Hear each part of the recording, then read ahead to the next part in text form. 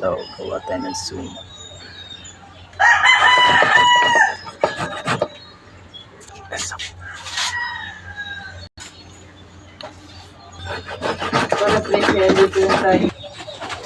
Niyadjad na natin yung kamuting kahoy baling. Tapos napiga na rin natin. Luluto tayo ng sumang balinghoy. Tudurugin lang natin yung pagkapupo.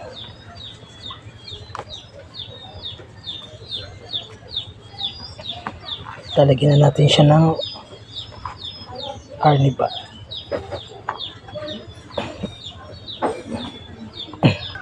Ito na yung ating arnibal. Minatamis na to, may asukal na. Ihalo na natin ito dun sa i-adjust natin yung kamoting kahoy. Tataptak na natin. Tapos kahaluin naman natin. Ayun, na-mix na natin yung ating pampalasa sa niyadjad nating balinghoy o kamuting kahoy. Ibabalot naman natin sa nilaib na dahon ng saging para ready to cook naman mga meses. Ayun, nailaib na natin yung ating dahon ng saging at ating babalutin na itong ating niyadjad na balinghoy. May tamis na to. Umpisa na natin yung pagbabalot. Isang kutsara na malaki lang. Ganito lang. Babalutin. Yan, nabalot na natin ang isa. Ganito lang kalalaki. Mga meses. So,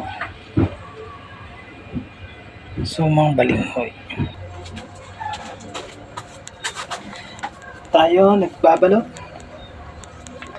ang sumang balinghoy. Para tayo may almusal at merienda. Mga meses.